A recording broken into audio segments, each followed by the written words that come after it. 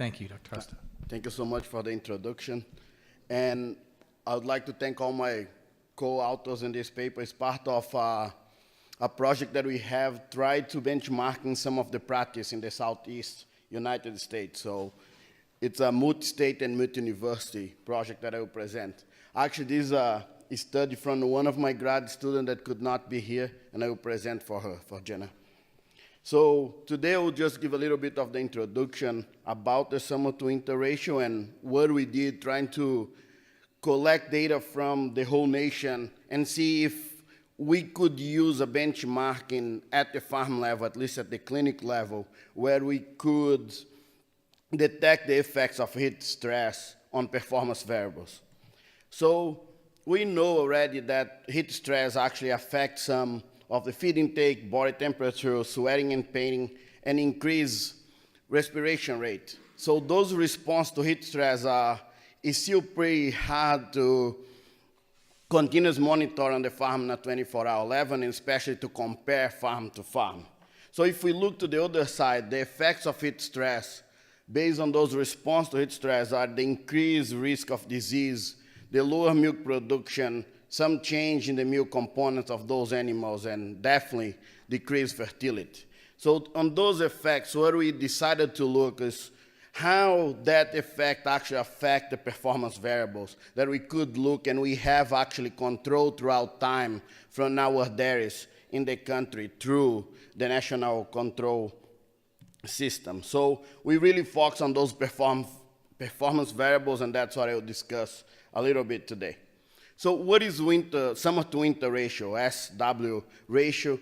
It's actually a very simple measure. When we started to investigate those benchmarking variables, we went through what is done throughout the world, and from the very complex to the very simple measure, and we decided to try and use this measure that was developed in Israel, where really is a metric to quantify the seasonality of production in farms that should not be seasonal. So if your farm should produce milk, should be fertile, should have calves throughout the year equally, how does the summer affect that variable? And what it does is very simple. It divides the coldest month production against the summer month production. So you expect that if you have no seasonality in your farm, that ratio to be 1. So for us in the Northern Hemisphere, if the hottest month of the year, between June and August, you should produce the same amount of milk than the coldest month, between December and February. And the only thing that changed, you expect if the heat stress is affecting those performance variables, to that ratio to be lower than 1. However, to somatic cell count, that's an opposite hypothesis, where we expect that the summer will influence positively or would increase the somatic cell count during those months, and that ratio would be above 1. So, and why?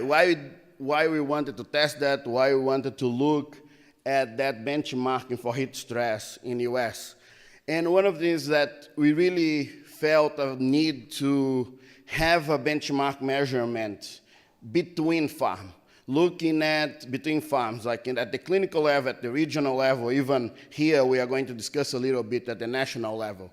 We have some of those measures for body condition score, locomotion score, somatic cell, but we really think that we still miss that or have that opportunity to do that for heat stress. So we expect that a closer to 1 somatic summer-winter ratio means that those farms could actually control or mitigate the effects of heat stress, but if we found a lower somatic summer-to-winter ratio level, that would actually tell us or inform us that those farms are experiencing some of those effects of heat stress. So our goals was to develop that benchmarking for the Southeast, but also to see if a measure that was done in a very homogeneous climate as Israel could be performed in a more heterogeneous area like US. So just to look at the Israel data throughout time, as I don't know how much you are familiarized with Israel production, but the Israeli production, but they have been very good at developing cooling strategy and be very close at that one level. The zero, here we can see like 0.95 average for all the farms that were assessed by that extension service. And we want to really compare what does happen in US to Israel. So our objective was to establish and compare summer-winter ratio for performance variables in all the, well, in most of the climates in the United States. So what we did was to get the DHIA data, what is a monthly reporting system that most farms are enrolled in the United States, where a collector comes, tests every single cow, gets all your records, and we keep that in the DRMS information system. So to be enrolled in our trial, the farm had to have at least 6 to 13 test dates per year and at least 2 or 4 test dates per season, so summer and winter. And all the performance variables were averaged by herd, year, and season, excluding, of course, spring and fall. So we define summer, after many conversations, as the meteorological summer for most of the United States. So we use June 21st to September 21st, define as summer, and the winter, December 21st to March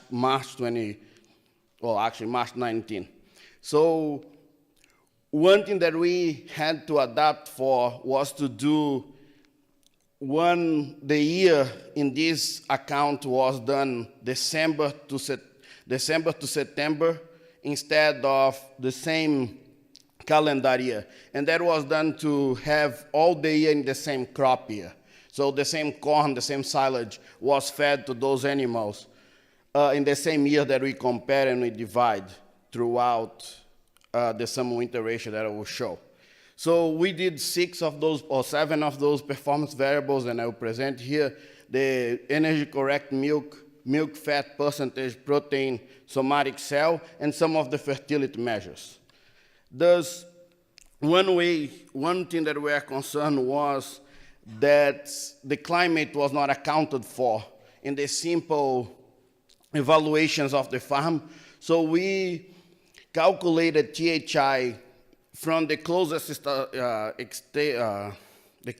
meteorological station from those farms, and we include that in the model and accounted for the variation of climate around the farm to see if that would be influential on the summer-winter ratio that we found in those farms. So as analysis, we did all of that in SAS, and we use a mixed linear model with repeated measures. So all the years, the 7 years that we use from the data, to try to repeat that, especially the modifications that the farms perform in their own herds. And we also did that. We tried to account for the seasonality of the environment of the climate through the year, the mean days in milk of the farm, to make sure that different in calving rates throughout the year wouldn't affect the data, would be adjusted for that. The amount that that herd was producing, if it was a high-producing herd or a low-producing herd, and especially the number of milkings of the farm, 2 or 3. And we did a stepwise backward elimination at a very high level of acceptance to make sure that we would account for all that variation in our model. And obviously, significance was considered at minus or at below 0.05 level. And season calving herds were identified throughout an algorithm and excluded from all the analysis. So if a herd had more than 30% of the calving concentrate in 2 months, they were excluded from all the analysis. So thinking on the objectives, one thing that we really hypothesize is that the southern part of the United States, where it was much hotter, would have a much lower summer-winter ratio than the northern part. But we would also expect that even the colder part would still be influenced by the climate and have some heat stress effects on the performance variables. So looking at that, just a little bit for the knowledge of the climate of the United States. If you look at the map, we expect the southwest and the southeast, where is there in red and green, would be the hottest part of it all, where it's a very subtropical climate, and the northern part that are in blue and dark blue, the northern side is the very temperate and very short, warm summers. So we had 17,000 herds or 16,500 herds that were in row, or data that were in row, and we had to exclude the Pacific Northwest of the northern western part of the United States because just less than 300 herds were actually participating on the national collections data system. So the results, looking at the THI as expected, we found a much greater THI average on the south than in the north. But if we look at the actually summer-winter ratio for milk production, that is much higher magnitude than actually just the climate itself. And if we remember the line on Israel, like now average, is 0.95, where we found a much lower summer-to-winter ratio in most of the farms in the United States.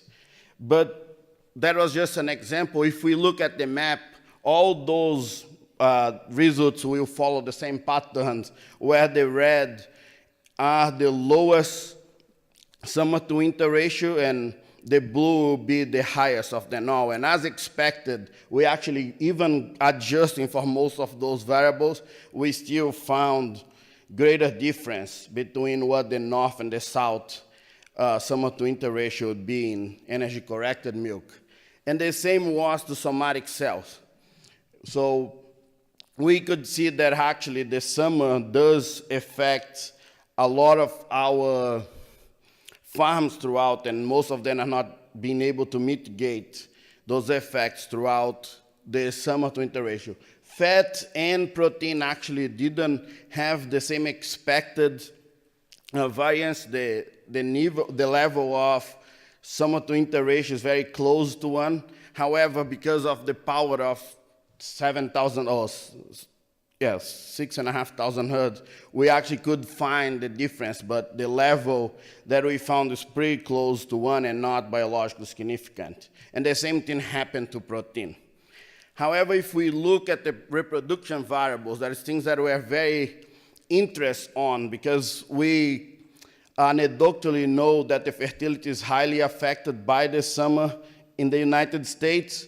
When we look at that, if you concentrate in the south, we are losing almost 14% of performance in fertility throughout the summer in relation to the north in average. So the ratio was even greater than that. It was super interesting for conception rate, and the same pattern was done on detection and even worse in pregnancy rate on those herds. So we are losing close to 30% in average, at least adjusting for all the variables that we had here for pregnancy rate.